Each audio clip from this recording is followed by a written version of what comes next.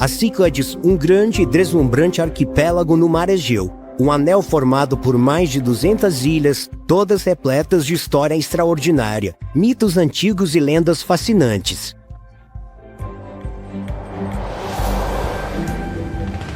Aqui, em meio a paisagens naturais deslumbrantes, estão as cidadelas de civilizações antigas, templos e estátuas dedicados aos deuses de outrora. Igrejas cristãs primitivas erguidas o mais próximo do céu quanto a terra permite. Sobrevoe paisagens esculpidas desde os tempos antigos pela civilização humana e pelas forças elementares acima e abaixo da terra. Do recinto mais sagrado da Grécia Antiga, o berço de um deus, até uma paisagem de outro mundo criada, dizem alguns, por um visitante vindo do espaço profundo. Uma encosta onde o próprio solo guarda um segredo que mantém as pessoas mais belas do mundo assim. Canto de uma ilha festeira onde a cena final de um sucesso de bilheteria de Hollywood reuniu a gente rebelde com sua amada. E uma ilha-prisão remota, isolada, misteriosa, com um passado sombrio que levou a um escândalo internacional, onde a maior explosão já registrada na Terra pode ter sido responsável pela lendária abertura do Mar Vermelho. Estas são as belíssimas Ilhas das Cíclades, cada uma com sua própria história única vista do alto.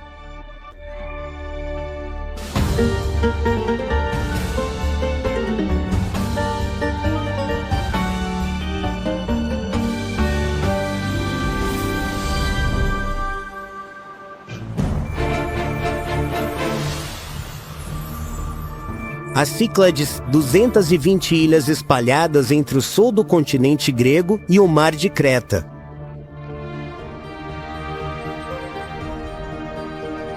Segundo o mito grego, elas foram criadas pelo vingativo deus do mar, Poseidon. Enfurecido com seu séquito de belas ninfas ou espíritos femininos da água, ele as transformou todas em pedra, criando o arquipélago. O que fizeram para tal destino é um mistério.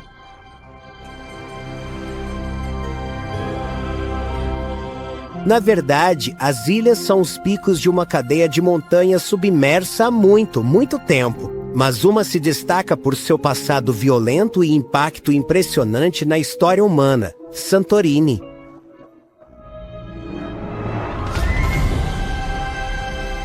A cidade de Fira, situada a 240 metros acima das águas do Egeu, é a capital de Santorini. É um cenário deslumbrante, mas precário, e o motivo de ter essa aparência é porque Santorini já foi o epicentro de um evento sísmico cataclísmico.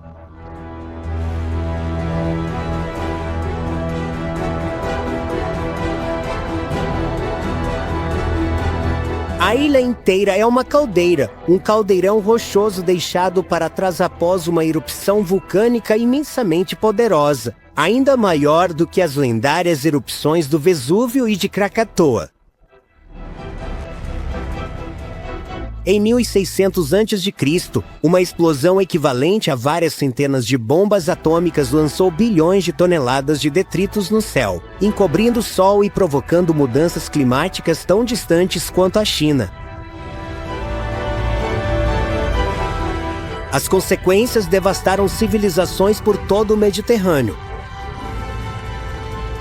Alguns geólogos acreditam que isso causou uma fome severa no Egito, o que é consistente com relatos do Antigo Testamento da época de Moisés. Outros especulam que a passagem bíblica do Mar Vermelho foi, na verdade, um tsunami causado pela erupção de Santorini.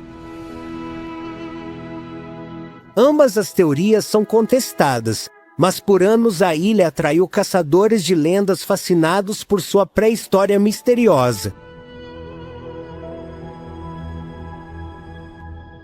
O falecido e renomado explorador submarino Jacques Cousteau acreditava que Santorini era o local da lendária cidade de Atlântida. Em 1976, ele veio aqui para provar essa teoria, mas, apesar de todos os esforços, ele não conseguiu encontrar vestígio da mítica cidade submersa.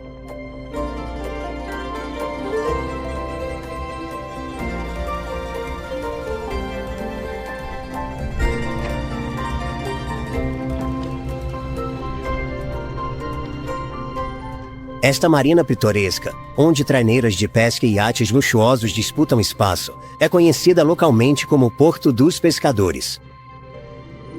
Flixada tem sido um dos portos de pesca mais movimentados de Santorini há séculos.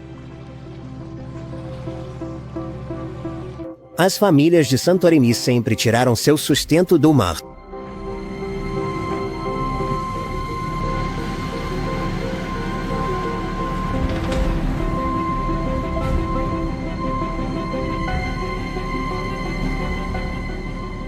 Durante séculos, os barcos da frota eram comandados por homens, mas os tempos mudaram. A capitã deste aqui é Anti Arvaniti. A família dela pesca nessas águas há 60 anos, mas, na última década, ela é quem está no comando do próprio barco, o Jorgaros, batizado em homenagem ao avô.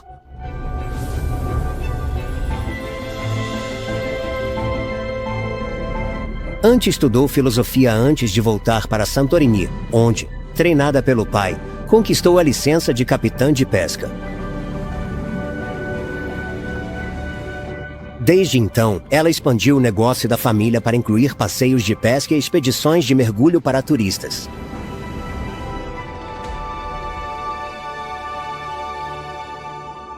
Mas a pesca ainda é a principal fonte de renda da família Arvaniti. Nos últimos anos, Santorini ganhou reputação internacional pela alta gastronomia. Essas armadilhas são para pegar lulas, um alimento tradicional para a população local e uma iguaria exótica para os turistas apaixonados por gastronomia.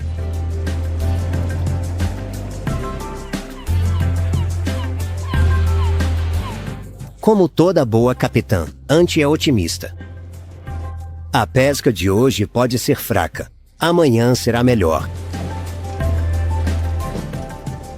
De qualquer forma, os verdadeiros tesouros de Santorini estão acima do nível do mar, e chegar até eles pode ser um desafio por si só.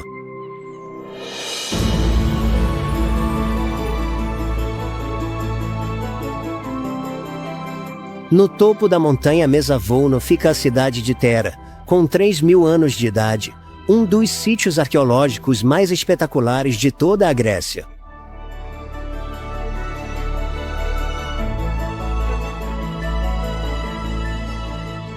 Durante milhares de anos, a antiga cidade só podia ser alcançada por uma caminhada exaustiva pela encosta do Mesavouno. Hoje em dia, o melhor caminho talvez tenha sido inspirado pelos Beatles, uma longa e sinuosa estrada chamada Camaris Serpentines. Essa rota de 2,5 km serpenteia de um lado para o outro, subindo a encosta do Mesavouno com 22 curvas fechadas em zigue-zague. Parece convidar os competidores, mas só aqueles com nervos de aço.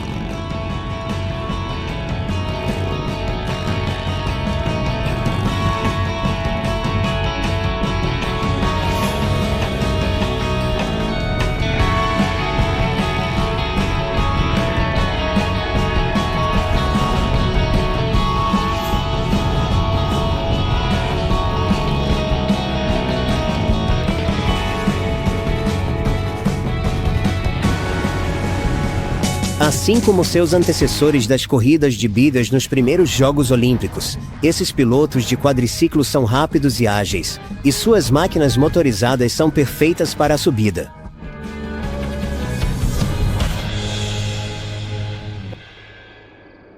Daqui, uma curta caminhada vai te levar de volta 3 milênios até a antiga Thera. A cidade foi fundada no século IX a.C. e prosperou por mais de 1000 anos. No século XX, arqueólogos descobriram a via principal da cidade, com 800 metros de extensão. Ela segue os contornos da montanha. E assim como a rua principal de uma cidade moderna, ela já foi ladeada por lojas e comércios. 200 anos depois de ter sido construído, este teatro esculpido na encosta foi remodelado e ampliado pelos romanos. Ele acomodava mais de 1.500 pessoas e atraía espectadores de toda a região do Egeu. Os habitantes originais de Thera eram dórios, um dos grupos étnicos mais importantes da Grécia Antiga. Um dos dórios foi Leônidas, imortalizado por Gerard Butler no sucesso de bilheteria de Hollywood, 300. Leônidas foi o rei espartano que existiu na passagem das Termópilas contra os poderosos persas com apenas 300 guerreiros. No ponto mais alto da cidade, os dórios de Thera construíram um templo para Apolo, sua divindade mais importante. Dali, eles imaginavam Apolo alto no céu em sua carruagem dourada, puxando o sol pelo céu a cada dia. 2000 anos depois, a NASA escolheu o nome Apolo como uma homenagem à grandiosidade de seu programa de pouso na Lua.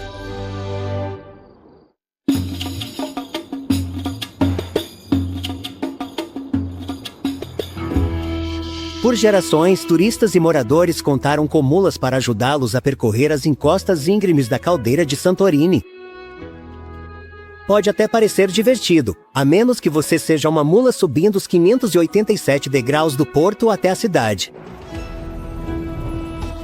Em 1979, o magnata local do transporte marítimo chamado Evangelos Nomicos financiou uma alternativa mais fácil, este sistema de teleférico, que pode transportar mais de 1.200 passageiros por hora até o topo do penhasco.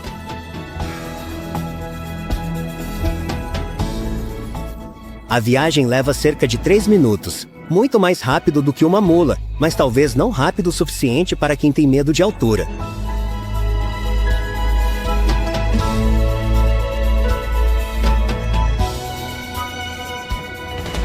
Embora os teleféricos não tenham tirado o emprego das mulas, eles reduziram o lucro dos donos, então a empresa repassa uma porcentagem das vendas dos bilhetes para eles.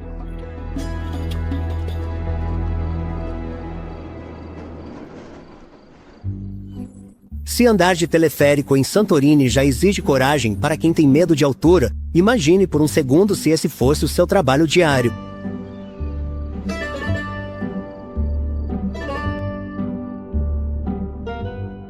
Este é o Hotel 5 Estrelas Catequis, situado no alto de um penhasco acima da cidade de Oiá. Nos últimos 18 anos, Yanis Kouninos tem pintado sozinho de branco os telhados desses apartamentos de luxo. No alto e exposto, as temperaturas durante o dia aqui, nos meses de verão, podem ultrapassar os 38 graus Celsius.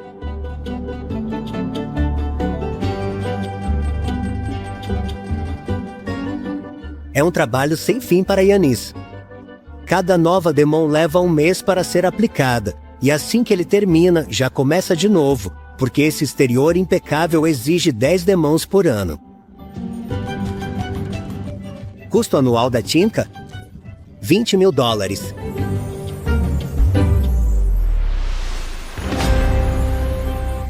No início do século XVI, a maioria das ilhas Cíclades era governada pelo poderoso Império Veneziano.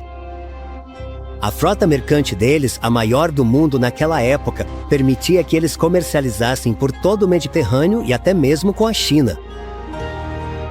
O lendário explorador Marco Polo, que inspirou a viagem atlântica de Cristóvão Colombo, era ele mesmo veneziano. Aqui em Mykonos, uma tecnologia foi introduzida que mudaria o destino da ilha ao aproveitar seu maior recurso natural, o vento. Em uma colina com vista para o porto de Alefandra, ficam 6 moinhos de vento construídos pelos venezianos que não geravam energia, mas sim farinha. Por séculos, os padeiros da ilha têm feito um pão tradicional que ainda é produzido até hoje. É um biscoito seco assado 2 vezes chamado Rus de Mykonos. No século XVI, ele se tornou uma mercadoria valiosa.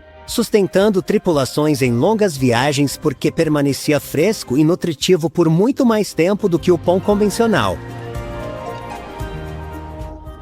Navios mercantes de todo o Mediterrâneo paravam aqui para abastecer-se com o biscoito de Mykonos, proporcionando uma fonte valiosa de renda para a ilha. Padarias tradicionais como esta, Aioras, ainda produzem pão e biscoito em fornos a lenha, exatamente como seus antecessores faziam há 5 séculos. Ainda é um dos portos mais movimentados de toda a Cyclades, mas por motivos diferentes. Todos os dias, navios de cruzeiro de luxo trazem milhares de turistas para Mykonos. Para alguns, porém, um dia nesta ilha nunca é suficiente. Há alguns anos, a reputação de Mykonos como o centro das festas convenceu a atriz de Hollywood Lindsay Lohan a estrelar seu próprio reality show, filmado aqui na ilha. Lohan comprou esta boate à beira-mar e as gravações começaram em 2018. 12 episódios de Lindsay Lohan's Beach Club foram exibidos na MTV no ano seguinte. Mas, com os críticos detonando os roteiros pouco inspirados do programa e a falta de tempo de tela de Lohan, ele foi cancelado após apenas uma temporada.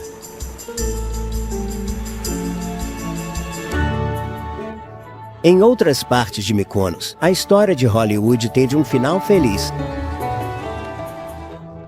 Esta parte de Alefandra é conhecida como Pequena Veneza e é considerado o lugar mais romântico da ilha. Ela foi construída por mercadores venezianos no estilo de sua cidade natal, provavelmente para amenizar a saudade de casa. Em 2002, foi aqui que o personagem de Matt Damon, Jason Bourne, se encontrou com sua amada, Marie, no sucesso de bilheteria A Identidade Bourne. É por isso que está a porta mais fotografada do Egeu no Instagram. O filme, que terminou com uma última e espetacular tomada aérea do porto de Alefandra, apresentaria a magia de Mykonos a toda uma nova geração.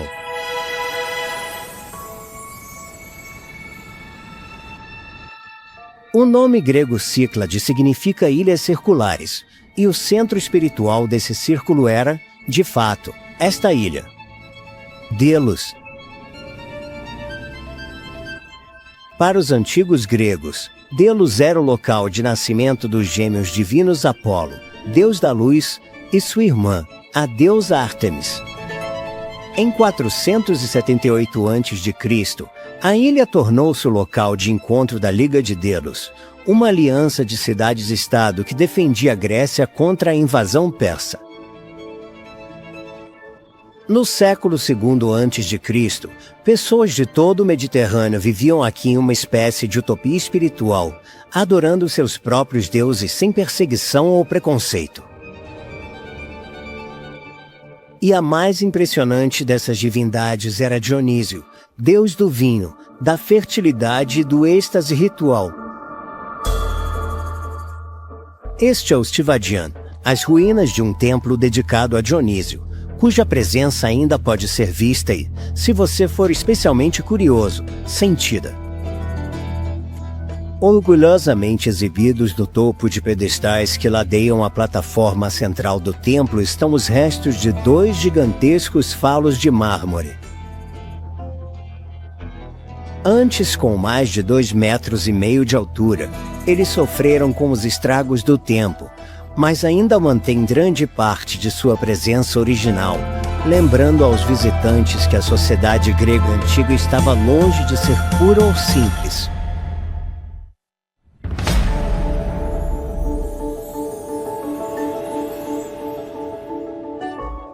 Séculos de erosão pelo vento e pelo mar esculpiram esses majestosos pilares e cavernas de pedra.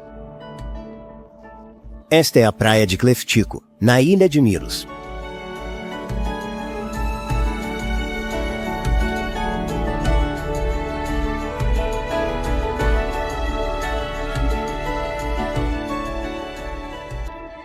As formações e cavernas marinhas, acessíveis apenas de barco, inspiraram lendas sobre câmaras subaquáticas cheias de tesouros escondidos por piratas turcos que se escondiam da marinha britânica.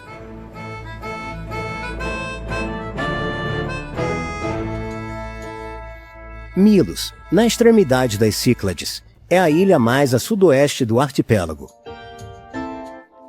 Assim como Santorini, ao sul, ela é vulcânica, com uma paisagem única formada por uma erupção maciça há milhares de anos.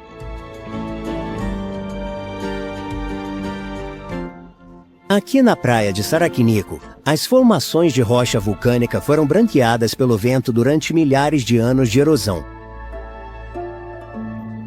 É um dos lugares mais fotografados de todo o arquipélago. Nem todos os tesouros desta ilha foram criados pela natureza.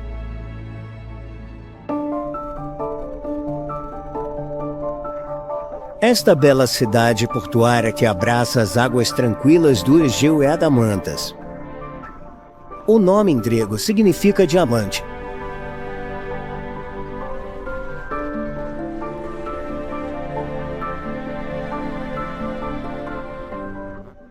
No alto, as cúpulas azuis de Agios Charalambos são o ponto central de Adamantas. O pátio que cerca esta igreja ortodoxa grega de 1,5 séculos é composto por um belo mosaico de pedras locais talhadas à mão.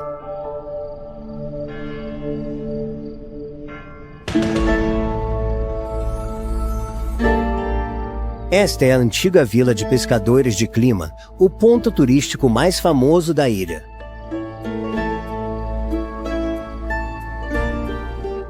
Essas casas tradicionais à beira d'água, com suas paredes caiadas e portas multicoloridas, são conhecidas como Sirmata. É um design pitoresco, mas também prático. As famílias vivem no andar de cima, usando o de baixo como garagem e depósito de redes de pesca. Muito antes de existirem números de casas e CEPS, essas fachadas distintamente coloridas identificavam claramente quem morava onde.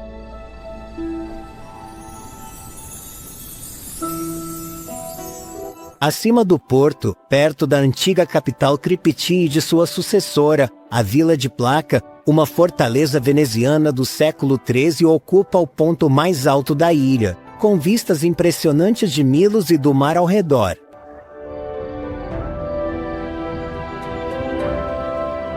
Perto dali está um dos grandes tesouros arquitetônicos da ilha, um teatro grego construído no século III a.C., remodelado na época romana. O palco grego original teria sido circular, mas como mostram escavações modernas, os romanos construíram um cenário de fundo.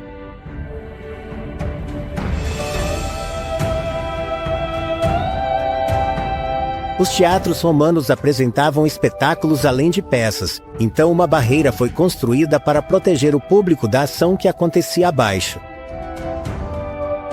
Mesmo hoje, apenas parcialmente restaurado, a acústica é tão boa que ainda são realizadas apresentações aqui.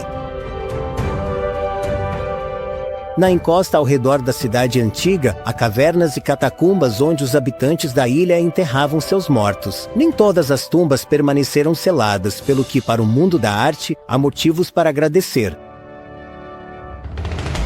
Em 1820, um fazendeiro local encontrou uma laje de pedra, que acabou sendo a porta de uma caverna escondida. Lá dentro, ele encontrou uma estátua que retratava uma mulher bela. Arqueólogos e historiadores da arte a identificaram como Afrodite, a deusa grega do amor e da beleza. Essa mesma deusa também era conhecida pelos romanos pelo seu nome em latim, Vênus. Hoje, a icônica Vênus de Milo está em exibição no Museu do Louvre, em Paris. E não é surpresa que os cirurgiões plásticos dos Estados Unidos tenham escolhido sua imagem como seu primeiro emblema.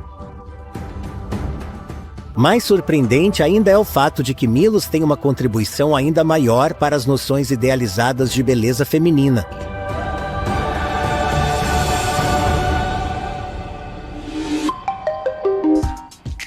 Como uma ilha vulcânica, o solo de Milos é rico em minerais, incluindo um que conecta esta pedreira aos salões de beleza de Londres, Beverly Hills e Paris. Esse mineral é a bentonita, uma argila vulcânica fina conhecida por suas propriedades de preenchimento, suavização e purificação, o que a torna um ingrediente valioso nos produtos de uma indústria global de cosméticos que movimenta $500 bilhão por ano.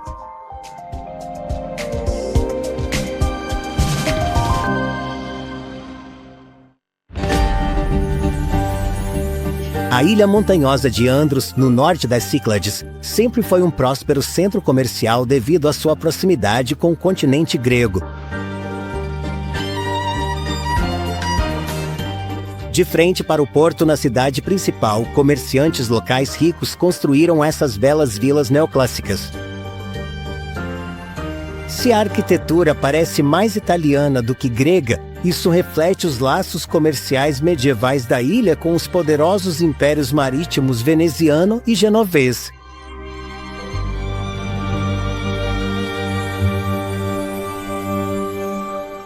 Aqui no antigo cais está a estátua do marinheiro desconhecido, uma homenagem a todos os marinheiros que perderam a vida no mar.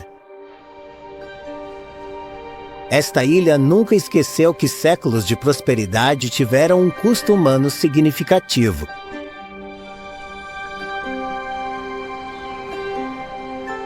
Perto da entrada do porto está o que parece ser a casa do faroleiro mais solitário do mundo. Na verdade, esse pitoresco farol está desabitado há quase 30 anos. Este é o farol Torlitis, o ponto de referência mais reconhecível da ilha.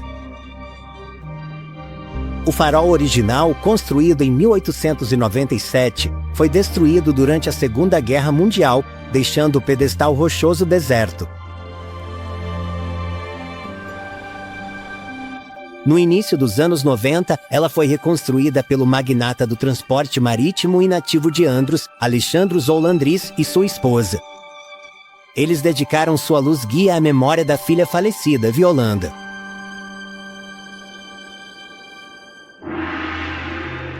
Andros também é conhecida como a Ilha das Abelhas, e com razão. A colheita do mel é tão antiga quanto a própria civilização grega.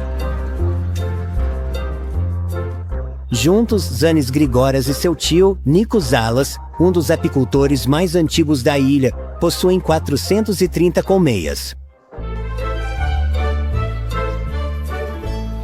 Nikos é ex-marinheiro e filho de apicultor. Quando se aposentou da vida no mar, esse era o seu sonho. Zanis cuida dessas colmeias com o tio desde criança. Agora, ele é sócio de igual para igual no negócio da família.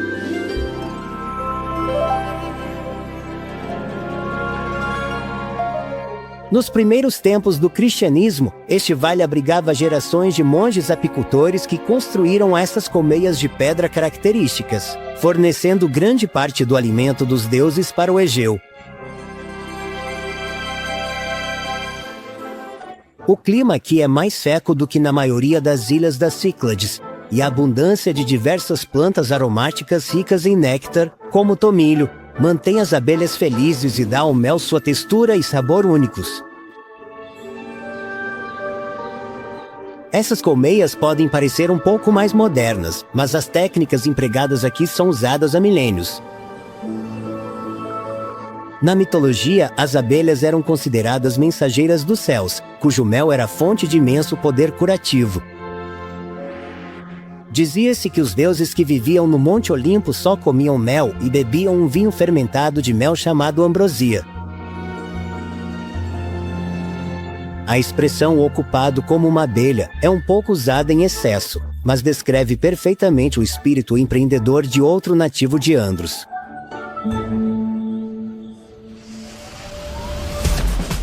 Este é o Blue Enigma Hotel, próximo à pitoresca vila de Apica, no leste de Andros.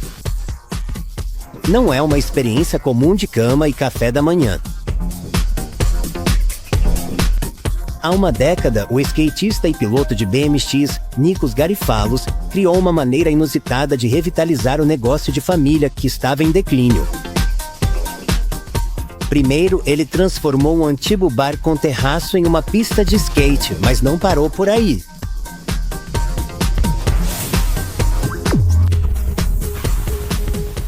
Perto dali, nas encostas da montanha Kakosuli, Nikos construiu um complexo de 2.500 metros quadrados de pistas e bowls chamado Gratitude Trails. Skatistas e ciclistas do mundo todo vêm aqui para treinar e mostrar suas habilidades. As reservas aumentaram e o hotel, antes tão tranquilo, agora tem um diferencial único, o que só mostra o que um pouco de inovação e pensamento lateral podem alcançar.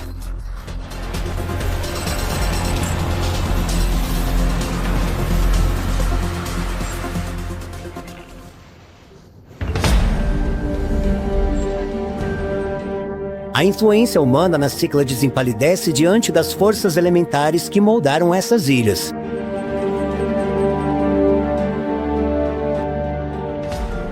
Essas montanhas estão entre as mais altas de todo o arquipélago. E espalhadas por suas encostas e sopéis estão as pedras e rochas que dão a este lugar sua identidade única. Esta é Tinos, a Ilha da Pedra.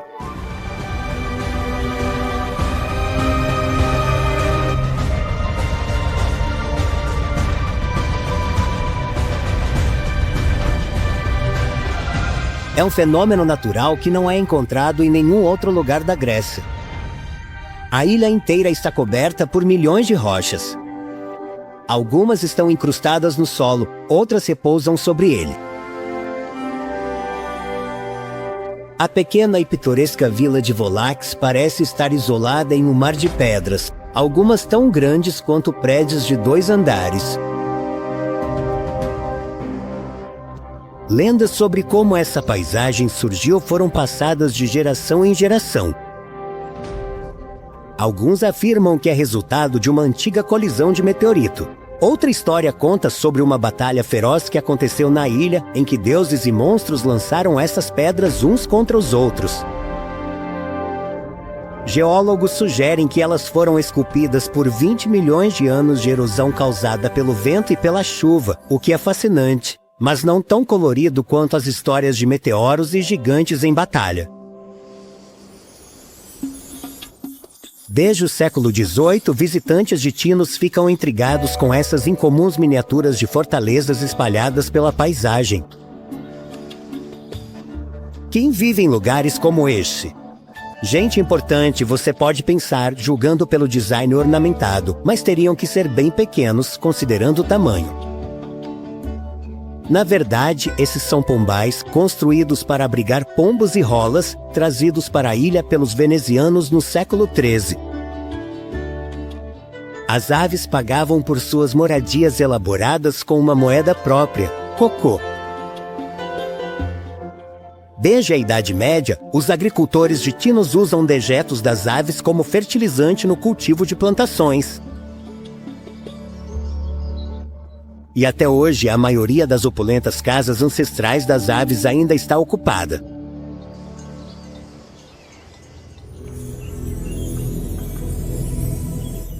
Olhe com atenção para esta encosta rochosa na ilha de Naxos e você vai descobrir um deus antigo escondido à vista de todos. Uma impressionante estátua de 80 toneladas repousando em silêncio, há impressionantes 2.700 anos. Mas quem colocou isso aqui e o que isso pode significar? Este é o Colosso de Dionísio, uma representação do deus grego barbudo do vinho e da fertilidade, e ele sempre esteve aqui. Seus escultores pretendiam homenagear o deus que, segundo dizem, casou-se com a princesa Ariadne de Creta aqui em Naxos.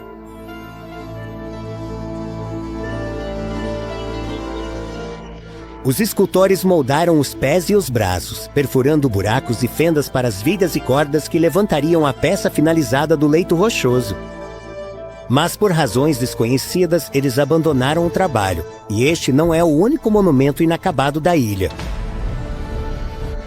Na mitologia grega, Naxos foi o lar de infância de Zeus, o rei de todos os deuses. Como resultado, a ilha estava entre as mais reverenciadas de toda a Grécia Antiga. Mas foi um mortal e seu sonho de glória divina que legou à ilha seu monumento mais grandioso e imponente.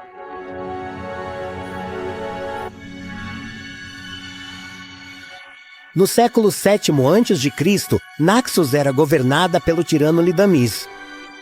Ansioso para exibir seu poder, ele iniciou um enorme programa de construções, idealizando edifícios mais magníficos do que qualquer outro na Grécia. Entre eles estava um templo em homenagem a Apolo, deus da música e da poesia. Ele teria cerca de 30 metros de altura e o dobro do comprimento, ladeado por colunas e com entrada por enormes pórticos. Tudo o que resta hoje é esta porta retangular feita de 4 blocos de mármore de 20 toneladas com 6 metros de comprimento.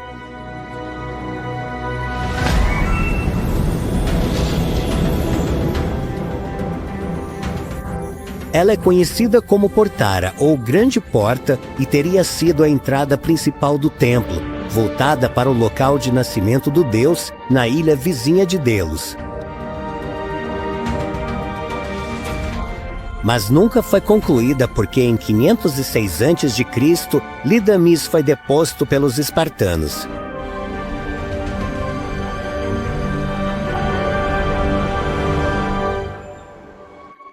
Claro, não foram apenas os antigos gregos que construíram seus templos aqui. Existem mais de 200 igrejas em Naxos, todas refletindo a longa e variada história cristã da ilha. Neste vale tranquilo está a igreja de Agios Mamas com 1000 anos de existência. Datada do século X d.C., ela foi originalmente a Catedral Ortodoxa de Naxos. A forma cruciforme com cúpula é típica da arquitetura bizantina encontrada em muitas igrejas gregas desse período. No século XIII, com a chegada dos venezianos, foram adicionados um campanário e um pórtico de duplo arco, e a igreja ortodoxa tornou-se uma capela católica. A igreja leva o nome de um santo conhecido como protetor dos pastores, o que é apropriado para uma região que depende fortemente da criação de ovelhas e cabras. Para quem deseja chegar ainda mais perto do céu, uma caminhada de 450 metros acima da vila de Filoti leva à igreja mais remota da ilha, Agios Ioannis. Os topos das montanhas eram vistos como lugares sagrados, onde os fiéis podiam adorar mais próximos de Deus. Esta igreja humilde, dedicada a São João Evangelista, um dos 4 autores dos Evangelhos, ainda é hoje um local de peregrinação sagrada.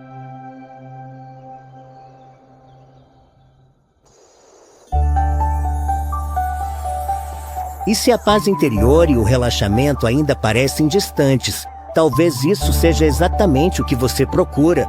Yoga no stand-up paddle.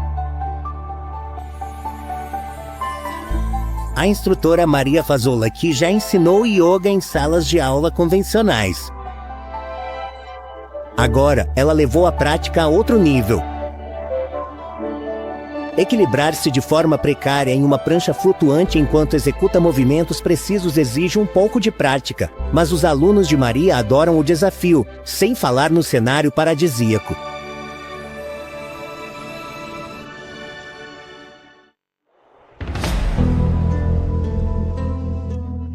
No início da Era Romana, muitas das ilhas menores das Cíclades se tornaram locais de exílio para criminosos e inimigos do Império. Iaros foi uma delas. Seu papel como penitenciária continuaria por muitos séculos. Após a Guerra Civil Grega no fim dos anos 1940, os prédios de tijolos da prisão foram usados para abrigar 20.000 comunistas e dissidentes. A arquitetura, comparada pelos prisioneiros à dos campos de concentração nazistas, rendeu a Iaros o sombrio apelido de Ilha do Diabo. Até 1974, a prisão abrigou milhares de homens e mulheres considerados inimigos da junta militar grega. A tortura e as execuções que ocorreram ali foram eventualmente expostas por jornalistas franceses e alemães, levando à expulsão da Grécia do Conselho da Europa por violações dos direitos humanos. Hoje, a ilha está desabitada e é proibida ao público. A guarda costeira intercepta e retorna qualquer barco que se aproxime.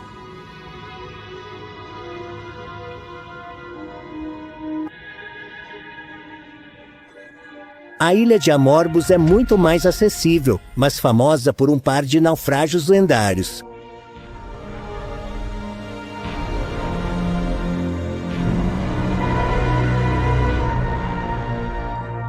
Em fevereiro de 1980, um navio a caminho do porto de Amorgos enfrentou uma tempestade violenta. Hoje é um naufrágio fantasmagórico, partido ao meio. Enquanto o capitão do Olímpia procurava desesperadamente por abrigo, ele tentou lançar âncora aqui na baía de Leveril, mas o mar revolto empurrou o navio contra as rochas.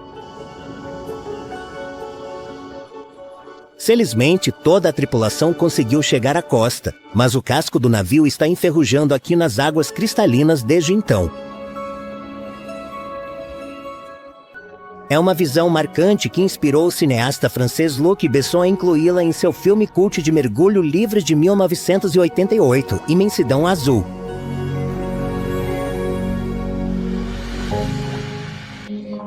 Mil anos atrás, outro navio encalhou nestas praias. Dizem que ele transportava uma carga tão preciosa que os ilhéus construíram um santuário em sua homenagem. Hoje, esse santuário é um farol brilhante, escondendo seu tesouro no alto de um penhasco. Segundo a lenda local, o navio que encalhou aqui havia vindo da Terra Santa. Os socorristas ficaram perplexos ao encontrar o navio sem tripulação e vazio, exceto por um ícone da bem-aventurada Virgem Maria.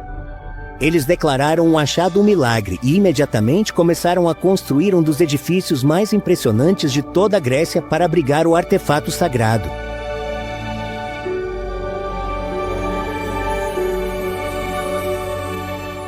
Este é um impressionante mosteiro do século X, de Panagia Osoviotissa, na encosta do Monte Profetis Elias, a 300 metros acima do Mar Egeu.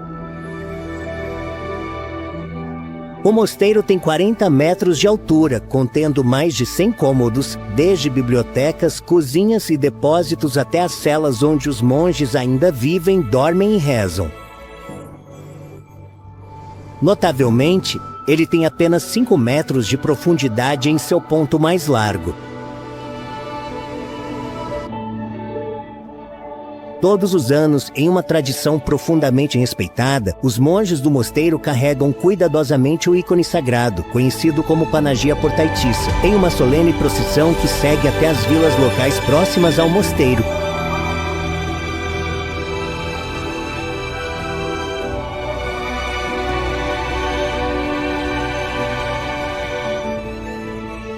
Para quem não quer esperar, um caminho com 350 degraus de pedra leva até o mosteiro, onde os visitantes são recebidos 2 vezes por dia com café, doces e uma vista maravilhosa e espetacular do Egeu, a partir deste, que é um dos mais brilhantes tesouros das Cíclades.